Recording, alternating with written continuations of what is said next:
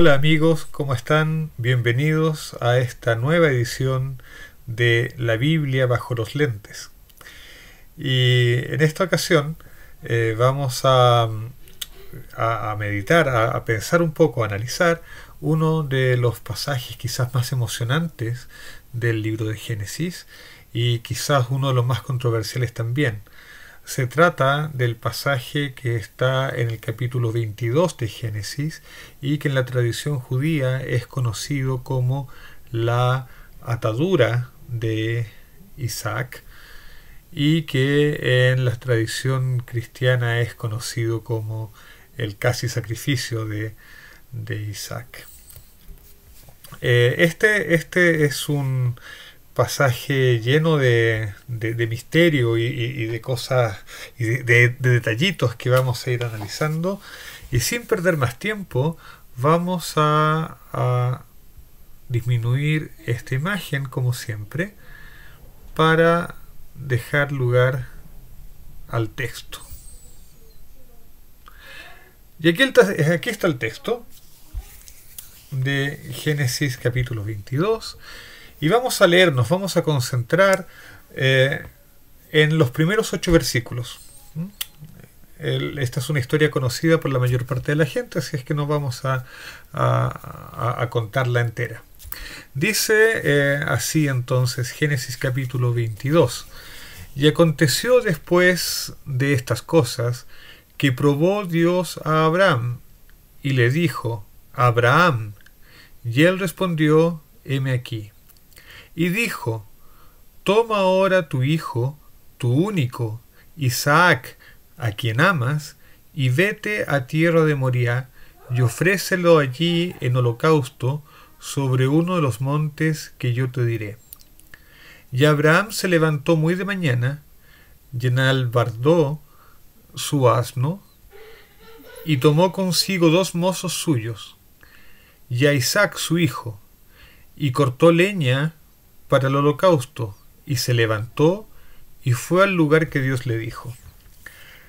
Al tercer día alzó Abraham sus ojos y vio el lugar de lejos. Entonces dijo Abraham a sus siervos: esperaos aquí con el asno, y yo y el muchacho iremos hasta allí y adoraremos y volveremos a vosotros. Y tomó Abraham la leña del holocausto y la puso sobre Isaac, su hijo, y él tomó en su mano el fuego y el cuchillo, y fueron ambos juntos. Entonces habló Isaac a Abraham su padre, y dijo: Padre mío. Y él respondió: heme aquí, mi hijo. Y él dijo: he aquí el fuego y la leña, mas ¿a dónde está el cordero para el holocausto? Y respondió Abraham: Dios se proveerá el cordero para el holocausto, hijo mío. E iban juntos. Ok, este es un pasaje muy misterioso. De hecho, comienza de manera casi provocadora, porque el versículo 1 comienza diciendo: y aconteció después de estas cosas. Y lo primero que uno se pregunta son: ¿cuáles cosas? ¿De qué está hablando? Una primera hipótesis es que se refiere a las cosas que estaban relatadas en el capítulo anterior, o al final del capítulo anterior. Y el capítulo anterior termina con Abraham haciendo un pacto de no agresión con los reyes de las localidades en que él estaba viviendo, en que él estaba peregrinando. Recordemos que Abraham estaba en la tierra de Canaán, donde había pueblos viviendo, y Abraham estaba como extranjero, como peregrino. Entonces, una posibilidad es que después de estas cosas se refiera a justamente el pacto de no agresión y el pacto de protección mutua que Abraham hizo con los reyes de la región. Pero ¿qué tendría que ver esto con la prueba de Dios? Tal vez Dios se puso celoso de que Abraham hubiese hecho un pacto con los reyes del lugar. A lo mejor eso significaba que Abraham no confiaba en la protección de Dios y tenía que entrar en tratos para tener la protección de otros reyes, de los reyes. Esa es una posibilidad. De hecho, uno se pregunta por qué tenía que probar Dios a Abraham. La tradición judía dice que esta es la 10ª prueba que que le pone Dios a Abraham, y es la prueba definitiva. Con esto realmente se sella por toda la eternidad el pacto entre Dios y Abraham. Pero hay otras posibilidades. Una posibilidad que es abierta en la tradición judía, y ya voy a explicar de dónde sale esa tradición. Una posibilidad es que después de estas cosas se refiera a una discusión no contada en la Biblia, pero mantenida en la tradición, una discusión entre Isaac y su medio hermano Ismael. Recordemos que Isaac era el hijo de Abraham con su legítima esposa, con su primera esposa, Sara, y Ismael era el hijo de Abraham con la esclava de Sara, con Agar. Ismael nació primero. De hecho, Ismael era algo así como 13 años mayor que Isaac. Y según la tradición hubo una discusión entre estos dos medio hermanos, porque Ismael, que siempre habría tenido celos de Isaac, habría argumentado que él, Ismael, fue circuncidado a los 13 años, y por voluntad propia, él aceptó ser circuncidado. Por lo tanto, eso le daba un mayor mérito y le daba derecho a la herencia de Abraham. Mientras que Isaac fue circuncidado 8 días después de haber nacido, al 8º día, sin que participara su voluntad, y por eso no tenía tanto mérito. Por lo tanto, Ismael decía: aquí el heredero legítimo de los bienes de Abraham soy yo, Ismael. Isaac, por lo tanto, habría contraargumentado y habría dicho: si de mí dependiera, no solamente entregaría mi prepucio, sino que yo entregaría mi cuerpo entero. Y entonces dice esta tradición, que está en una de las traducciones arameas de la Biblia, en el Targum Pseudo Jonathan. Entonces esta frase de Isaac, este casi desafío de Isaac, diciendo que él, si tuviera la ocasión, entregaría no solamente su prepucio, sino también su cuerpo entero a Dios, fue tomado por Dios y dijo: ok, le vamos a dar la oportunidad a Isaac entonces de demostrar que es capaz de cumplir su promesa. Y entonces, por esa razón, Dios habría decidido probar a Abraham y a través de él probar a Isaac. De hecho, vamos a ver que Isaac tiene mucho que ver en esta historia, no es un ente pasivo solamente.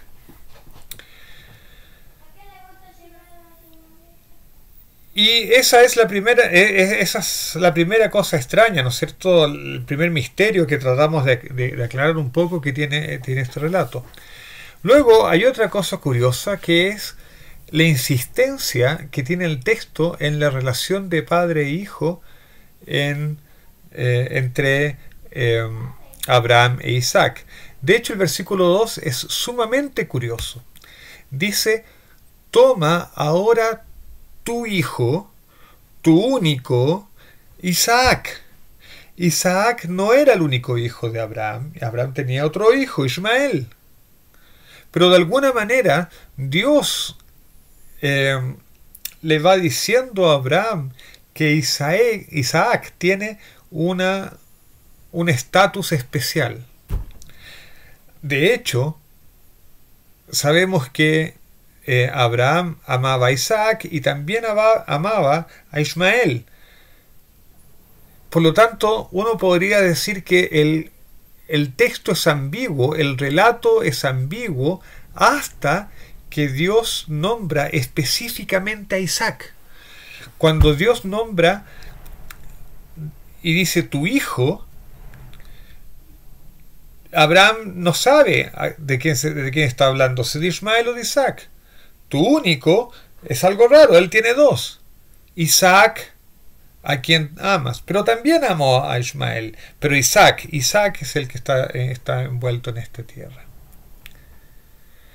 Pero más adelante, el texto insiste majaderamente entre esta relación padre-hijo. El versículo 3 dice que Abraham se levantó muy de mañana y preparó el asno, tomó a los mozos y a Isaac su hijo, como si no nos hubiésemos enterado un versículo antes que Isaac era el hijo.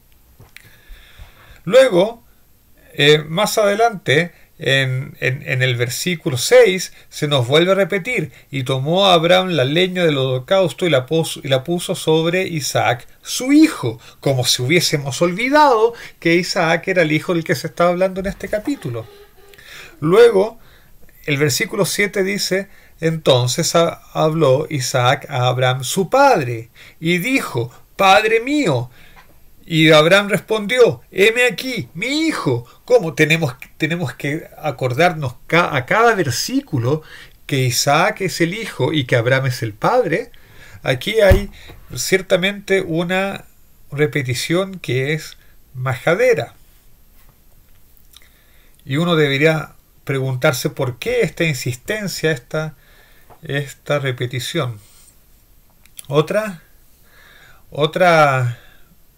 observación importante es que se repite la idea de que ambos iban juntos.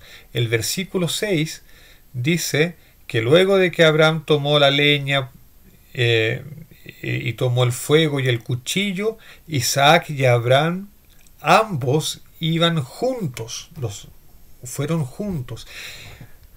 O sea, ¿qué pensaba uno? ¿Que iban a ir por caminos separados? Sin duda aquí se trata de ir juntos, no solamente en el aspecto físico, sino que también, y más importante aún, en el aspecto psicológico, en el propósito. Ambos iban juntos.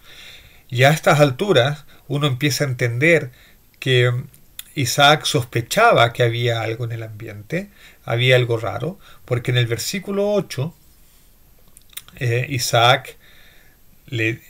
versículo 7, Isaac le dice a Abraham: bueno, tenemos todo para el holocausto y no hay cordero. ¿Qué pasa con el cordero?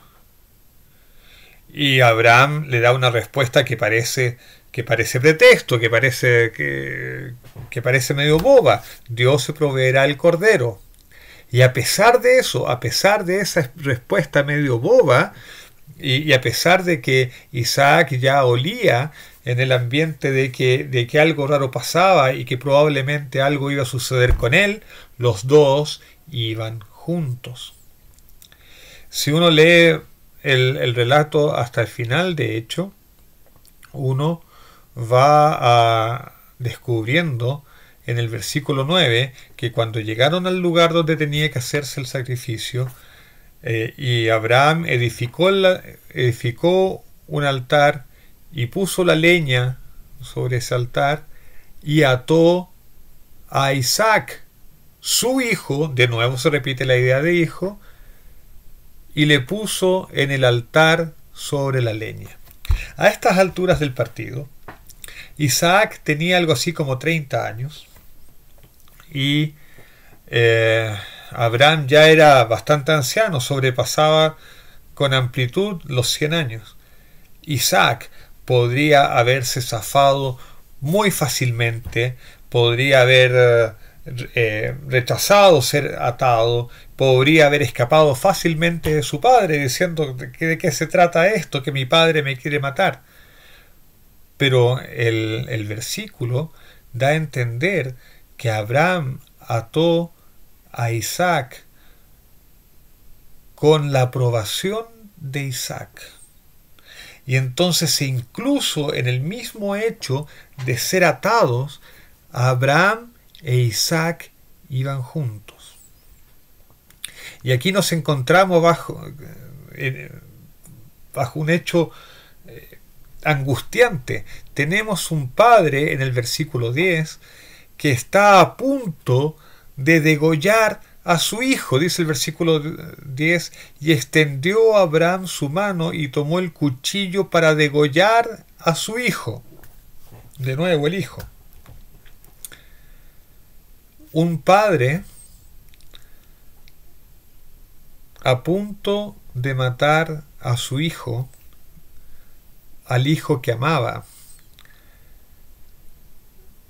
Es una figura chocante, desgarradora, y sin embargo no es la única vez que sucede en el relato de Génesis. En el capítulo anterior, en el capítulo 21 de Génesis, se nos cuenta que a pedido de Sara, Abraham tiene que echar del campamento a su otro hijo Ismael y a la madre de este, Agar, y los manda al desierto con una cantidad de agua que es sin duda insuficiente. En realidad Abraham mandó a la esclava de Sara y a su hijo Ismael, los mandó a una muerte segura. Son dos ocasiones que Abraham manda o lleva a sus hijos al borde de la muerte. Ismael y Agar fueron salvados porque Dios envió un ángel a salvarlos. Y ahora aquí en este relato, Isaac también va a ser salvo porque Dios manda un ángel a detener a Abraham. Entonces estamos bajo la historia de un hombre que al parecer tiene como costumbre colocar la vida de sus hijos en serio peligro. Al parecer, y de nuevo según la tradición judía, esto es prácticamente la repetición de la propia historia de Abraham. Según cuenta la tradición, Abraham era hijo de un constructor de ídolos. Terah, el padre de Abraham, fabricaba ídolos. Y algún día Abraham rompió todos los ídolos, entonces fue acusado de algún pecado, de algún delito religioso, romper los ídolos, y fue llevado ante Nimrod para que lo juzgara, y Nimrod envió a Abraham a la hoguera con el beneplácito de Terah, el padre de Abraham. Entonces Abraham está repitiendo su propia vivencia de infancia, está repitiendo el hecho de ser un padre que coloca en riesgo la vida de su hijo, manda a su hijo a la muerte, así como Terah lo mandó a él a la muerte, a una muerte segura, y fue salvado por Dios. Por lo tanto, estamos ante una situación, una clara situación, en que hay un padre que está reviviendo sus propios traumas. O más aún, es Dios el que está obligando a Abraham a enfrentarse con sus propios traumas, a revivir sus propios traumas. Pero Dios corta esta repetición. En las dos ocasiones Dios salva a los hijos, y en especial de manera muy dramática, Dios envía un ángel en que le dice a Abraham: Abraham, Versículo 11, repite el nombre de Abraham. Y Abraham sumisamente responde, heme aquí. Y el ángel le dice, no extiendas tu mano sobre el muchacho, ni le hagas nada, que ya conozco que temes a Dios, pues que no me rehusaste tu hijo, tu único. Entonces aquí vemos dos figuras, la figura de Abraham, que revive sus traumas de infancia y lucha, tiene esa lucha interna, y aún en esa lucha interna él trata de ser fiel a Dios a pesar de todo. Y vemos a Isaac que se somete verdaderamente a la voluntad de Dios de una manera casi chocante, pero al mismo tiempo triunfadora, en el sentido de que consigue confiar en que Dios es bueno y va a llevar las cosas a buen término. Este pasaje tan chocante, por lo tanto, nos lleva a reflexionar sobre el enfrentarnos a nosotros mismos. Vemos a Isaac enfrentado a su propio desafío. Si yo tuviera la ocasión, no entregaría solamente mi prepucio, me entregaría entero. Vemos a Abraham enfrentado a sus traumas, enfrentado a sus experiencias de vida. El primero, Isaac,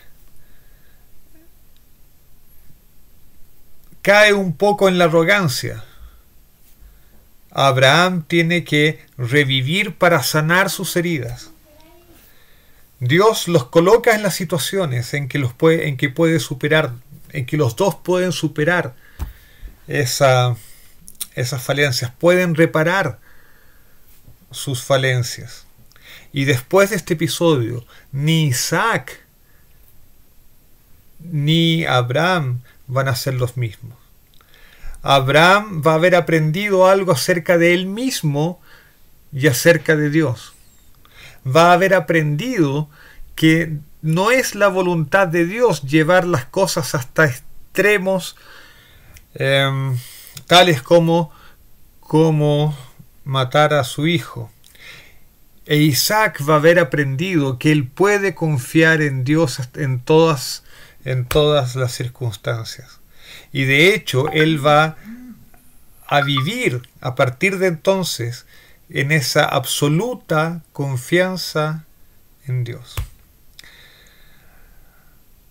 Así es, mis amigos, que Dios nos ayude entonces a superar nuestros propios traumas, a lo mejor las cargas que traemos de nuestra historia, que podamos enfrentarlas en nuestra vida y superarlas, a lo mejor no en episodios tan dramáticos como este, pero sí que el Señor sane nuestras heridas y que aprendamos como Isaac a confiar en Dios en todas las circunstancias.